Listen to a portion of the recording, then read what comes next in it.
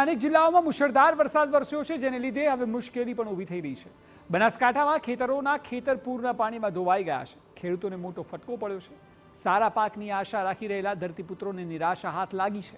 જો કે માત્ર બનાસકાંઠા જ નહીં, પરંતુ ઘેડ પંથકમાં પણ સ્થિતિ કફોડી થઈ ગઈ છે।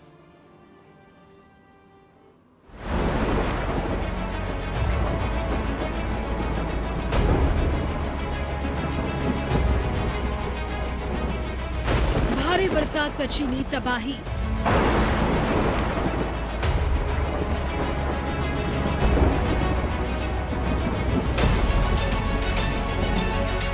ધરતીપુત્રો પર ત્રાટકી આફત।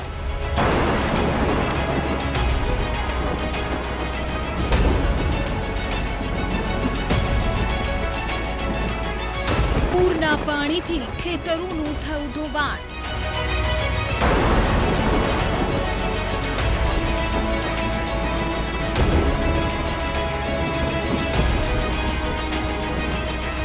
હવે શું કરશે ખેડૂતો? પૂરના પ્રકોપની આ છે તસવીરો। કેટલાક સ્થળોએ પૂરના પાણી તો ઓસરી ગયા છે, જો કે તબાહીના નિશાન હજુ પણ જોવા મળી રહ્યા છે। આ દ્રશ્યો બનાસકાંઠાના લાખણી તાલુકાના છે। બનાસકાંઠાના લોકો મેઘરાજા પાસેથી સારા વરસાદની આશા રાખી રહ્યા હતા, જો કે મેઘરાજાએ મુશળધાર મહેર કરી અને પછી આવી સ્થિતિ ઊભી થઈ છે। ખેતરના ખેતર બેટમાં ફેરવાયા છે। ખેતરોનું ધોવાણ થયું, ખેડૂતોને મોટો ફટકો પડ્યો છે।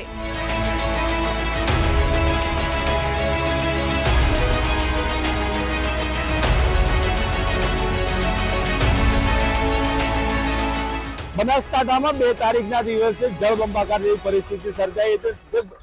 મેઘ તાંડવ થયો હતો, તેના કારણે બનાસકાંઠાના દ્રશ્યો જોઈ શકો છો। ખેતરોના દ્રશ્યો છે તે લાખણી તાલુકામાં 11 ઇંચ જેટલો વરસાદ પડતા ખેતરો છે તે બેટમાં ફેરવાયા હતા અને ખેતરો બેટમાં ફેરવાતા પરિસ્થિતિ એવી ઊભી થઈ છે કે ખેડૂતોને પોતાના ખેતરની બહાર નીકળવું હોય તો ટ્રેક્ટરનો સહારો લેવો પડે છે। અમે પણ ખેડૂતના ખેતર સુધી પહોંચ્યા તો ટ્રેક્ટરના સહારે પહોંચ્યા છે। આ ખેતરના આપ દ્રશ્યો જોઈ શકો છો કે ખેતર છે જળબંબાકારની પરિસ્થિતિ છે કે એક જ દિવસની અંદર 2 તારીખે 11 ઇંચ જેટલો વરસાદ પડતા ખેડૂતોની હાલત દયનીય બની ગઈ છે। ખેડૂતોએ જે વાવેતર કરેલો મોંઘા ભાવના મગફળી, બાજરી સહિતનો પાક પાણીમાં ડૂબી ગયો છે, તેના કારણે ખેડૂતોને મુશ્કેલી વેઠવાનો વારો આવ્યો છે। ખેડૂતોને ભારે નુકસાન થઈ રહ્યું છે। ખેડૂતોની એક જ માંગ છે કે જે કુદરતનો રૂટ્યો હતો, કુદરત સામે ખેડૂત લાચાર છે, પરંતુ સરકાર તેમનું ભગવાન સમાન છે। સરકાર ખેડૂતોના મદદે આવી ખેડૂતોને થયેલા નુકસાનનું વળતર આપે એવી બનાસકાંઠાના ખેડૂતો આશા રાખી રહ્યા છે। ખેડૂતો તો સહાયની આશા રાખી રહ્યા છે, જો કે સૌથી મોટો સવાલ એ છે કે શું સરકાર ખેડૂતોની મદદ કરશે? ખેતરોના ધોવાણથી મગફળીનું વાવેતર પાણીમાં તણાયું છે। ખેતરોમાં પાણી ભરાતા ખેડૂતોની સ્થિતિ કફોડી થઈ છે।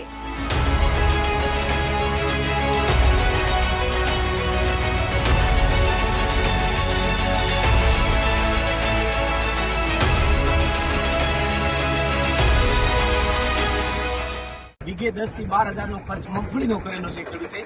લાખણી તાલુકાના મોરાલ ગામમાં બહુ મોટા પાયે નુકસાન છે। પાળાઓ તૂટી ગયા છે, ખેતરો ધોવાણ થઈ ગયું છે, બિયારણ બધું ફેલ ગયું છે, કારણ કે કાલ અને પ્રમ દિવસે 2 દિવસમાં જ વાવેતર થયું છે। એના વાવેતરનું પૂરેપૂરું નિષ્ફળ ગયું છે। એટલે સરકારને અમારી ખેડૂત લેખે એક નમ્ર વિનંતી છે કે સરકાર અમને થોડી સહાય કરે। અમે વીઘે મગફળીનું વાવેતર કરવામાં લગભગ 10 થી 12 હજારનો ખર્ચો થયો છે મગફળી વાવેતર કરવામાં, અને એના સાથે સાથે જે અમારા ખેડૂત ખેતીનું ધોવાણ થયું છે કે જમીનનું ધોવાણ થયું છે, 2-2 ફૂટ જેટલી જમીન જે બંધા હોય, પાળા હોય એ પણ મોટા પ્રમાણમાં તૂટી અને જમીન આખી ધોવાઈ ગઈ છે અમારી। બનાસકાંઠા બાદ હવે જુઓ આ દ્રશ્યો ઘેડ પંથકના છે, જ્યાં હજુ પણ ચોતરફ પાણી જ પાણી જોવા મળી રહ્યું છે।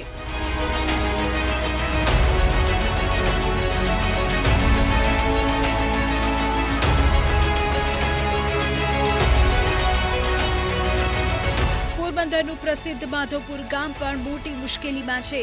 પોરબંદર સોમનાથ હાઈવે પર આવેલા ગામમાં ધોધમાર વરસાદ બાદ પાણી ભરાઈ ગયા છે, જેના કારણે લોકોને હાલાકી ભોગવવી પડી રહી છે।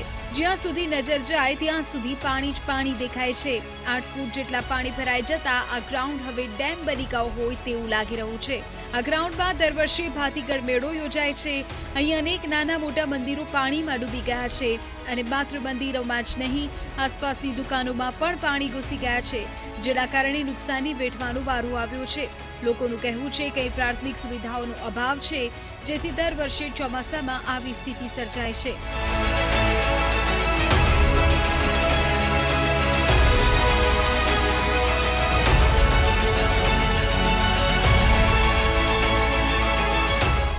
મોટી માધવપુર ગામના સરપંચે સરકાર સામે આક્ષેપ લગાવ્યા છે કે ભાતીકળ ગ્રાઉન્ડના વિકાસની હોડમાં આ પ્રકારની સ્થિતિ સર્જાય છે।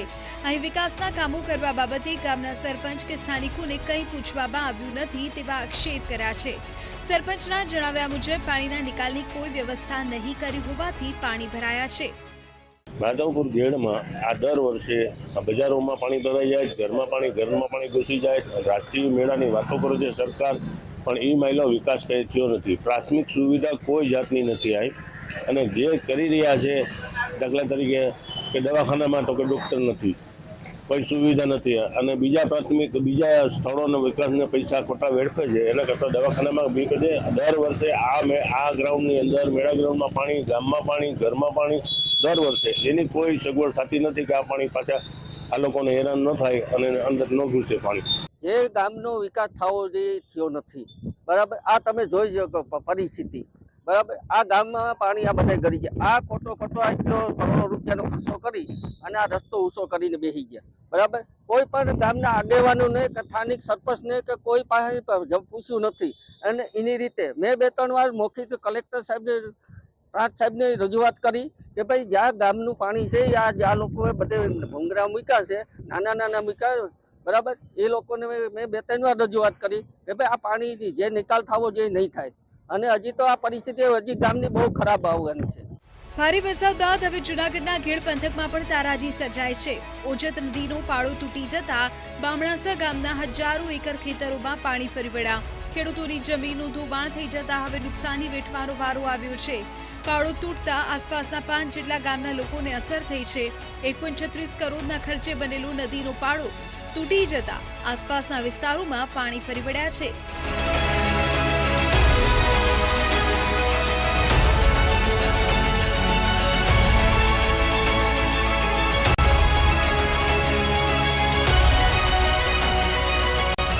આપને જણાવી દઈએ કે ઓજત અને ઉબેણ નદીમાં પાણી આવે એટલે કેશોદ, માણાવદર અને મંથલી સહિતના 3 તાલુકાના ગામોને અસર થાય છે। હાલ અહીં સૌથી મોટો પ્રશ્ન એ થાય છે કે જ્યારે રમેશ તડુક સાંસદ હતા ત્યારે 1.36 કરોડના ખર્ચે આ પાળો બનાવાયો હતો। નદીને ઊંડી લેવાના દાવા કરવામાં આવ્યા હતા, પરંતુ ધોધમાર વરસાદમાં જ ઓજત નદીના આસપાસના ગામોની સ્થિતિ ખરાબ બની છે। તંત્રની કામગીરીના દાવા પોકળ સાબિત થયા છે। જો કે ભારે વરસાદ આવે અને નદીમાં પૂર આવે તો 30થી વધુ ગામોની હાલત ખરાબ થઈ શકે છે। Bureau report TV9।